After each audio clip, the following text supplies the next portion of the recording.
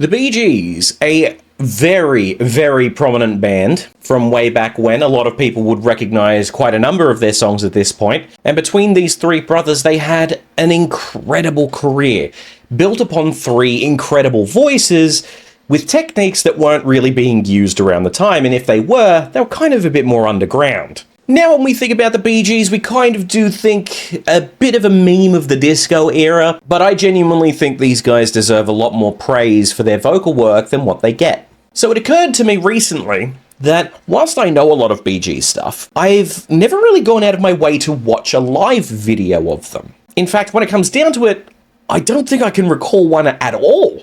So I decided that I would have a look. I would go into YouTube, because if you're going to find it, you're going to find it there. This is the one that came up, and, well, this is one of many that came up, to be completely fair. But I wanted to stop on this one. How Deep Is Your Love? A phenomenal song with incredible harmony work. And I wanted to see just how they replicate this live, or replicated this live. Because let's face it, back in the time that they were at the peak of their careers, the way we think about music and the way we recorded music at the time was very different. So, let's have a listen to this one. Let's break this down. Before we begin, please do leave a like on the video. It really does help. If you have not subscribed, I would sincerely appreciate it if you did. We actually have some future gym merch in the merch store at the moment, if that's something you would like to get your hands on. And if you like what we do, there's more ways you can help at the end. So without any further ado, let's have a listen to How Deep Is Your Love live. A little quiet, little quiet. I'll turn that up in the mix later.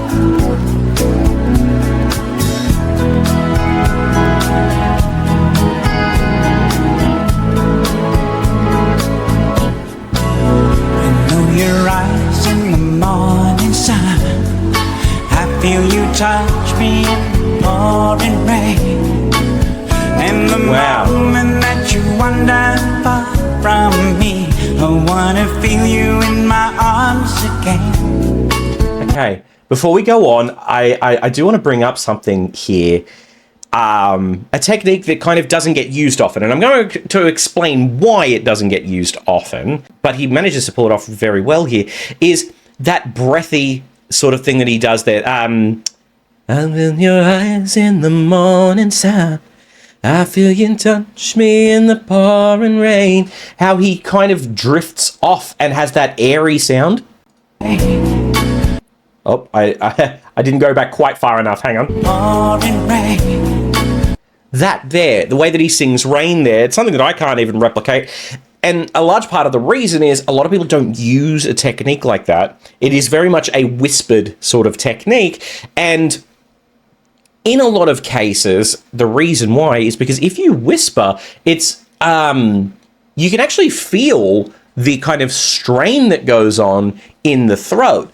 And as a musician, as a vocalist, a lot of the time we're told, hey, don't do this sort of thing because you want to obviously keep your voices over long periods of time. So it interests me that he uses it so prominently and was able to sing for the longest time. Probably can still do it, to be completely honest. I'd love to actually have a chat with him as to if that's more a natural thing for him or if that was an additional thing that he added on, because a lot of people would steer clear of it for that reason, for being able to maintain their voice. But it is such an interesting sound. Another thing that I want to point out straight off is he's got this, you can hear the resonance that's happening in the back of the mouth there. It's a very cavernous sort of sound there, almost like what classical vocalists would kind of use mostly, right? And yet he is approaching his vowel sounds very much like somebody in contemporary or rock would. So it's an interesting disjointedness for me. Not a bad one by any stretch of the imagination. An interesting one that's kind of clashing. It's the way he uses his E vowels that kind of makes me go, that doesn't add up. But it's intriguing. I love it. Touch me in pouring rain, and the moment that you wander far from me, I wanna feel you in my arms. Interesting. Why is he swapping? Come to me on the summer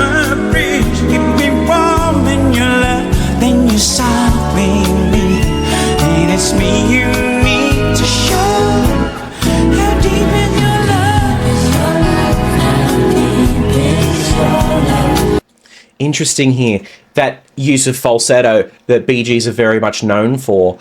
The way he was able to get in there was very interesting. It sounded like he was a bit out of breath here, and to be completely honest, I wouldn't blame him. Being up on stage, we don't know when this was in the concert.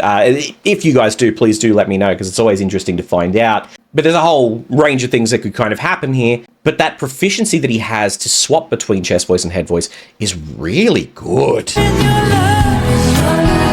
I love the tone.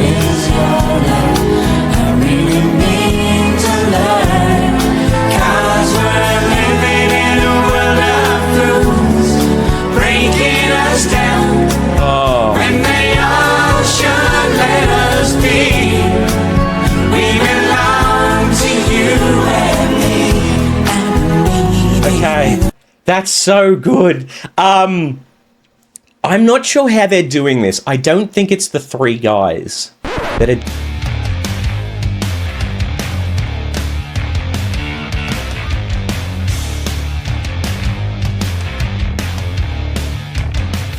that are doing the harmonies.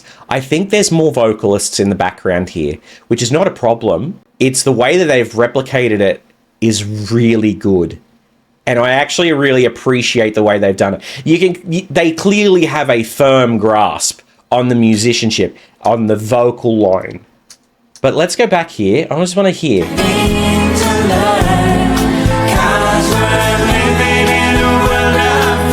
Well, I could be wrong, actually, you know. I might be wrong.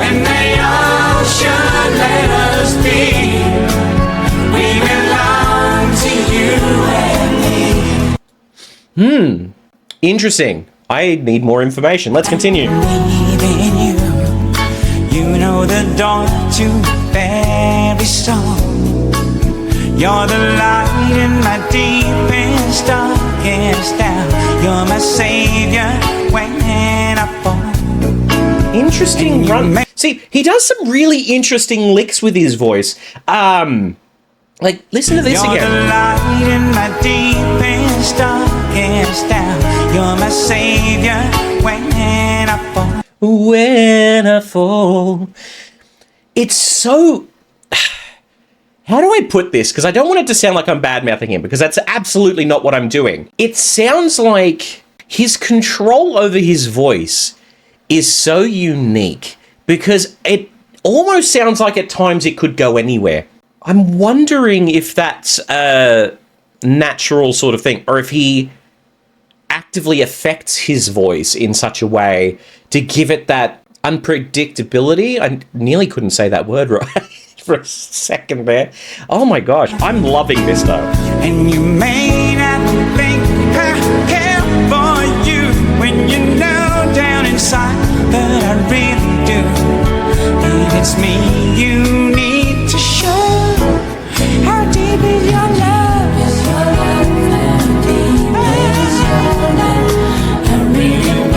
You know what? It may be just the three guys. I may be completely wrong about my first comment.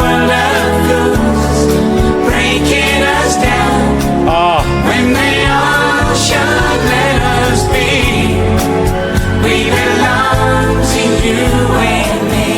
La, la, la, la, Sorry, I actually do need to go back. I need to listen to that harmony again. I think I was wrong in my first statement. I think it is just the three of them. For some reason, it sounded like, and it felt like there was somebody off stage in that the first time they did the run. I don't think that's true anymore.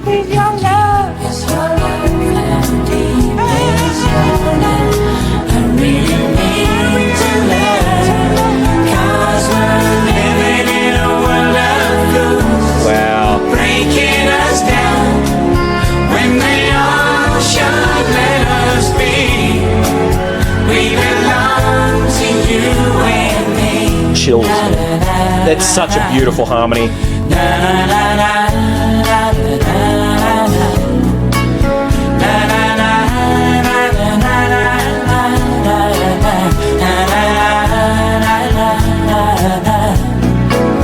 And you come to me on the summer breeze, keep me warm in your love, and you're softly me.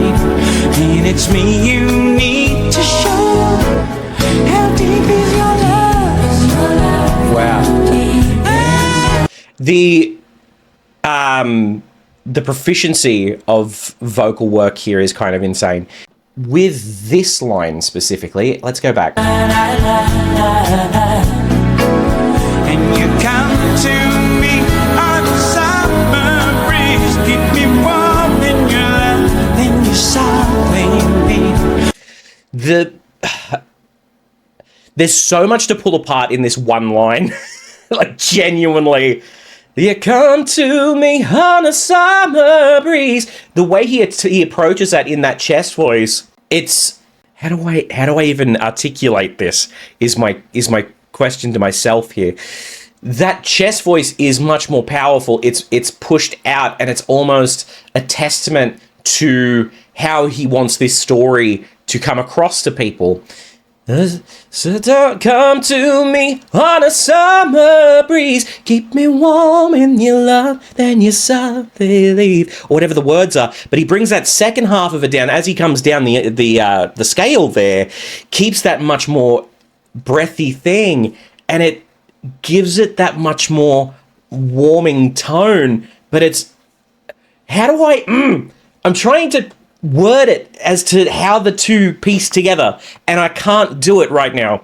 It's almost like if you're watching a movie and all of the events of that movie have come to one point, and that is the chest voice part here. It's coming to that emotional climax, and then he brings it back, and then you're kind of like, oh yeah, cool. Yeah, beautiful. It's really well done. I don't know if that's a good way of explaining it. I don't know if people are going to understand what the hell I'm talking about, but that's the feeling that it gives. It's really, really, really good. And no, I didn't say that's the feeling it gives, but that was like GIBBS, but that would have been such a good pun. And now I'm upset with myself. And it's me you Next time.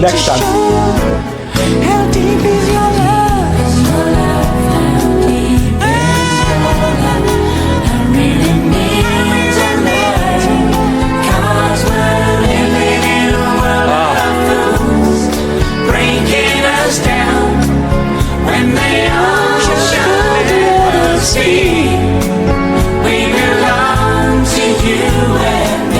Interesting. I didn't think that was the harmony line.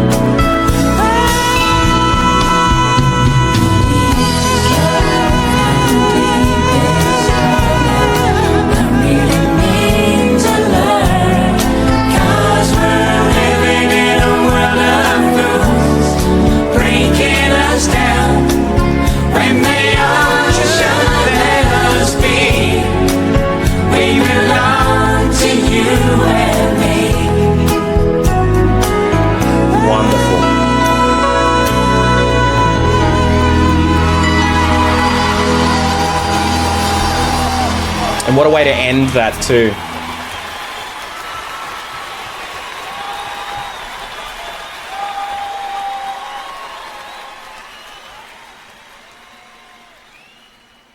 Oh, that's beautiful. Here's the thing.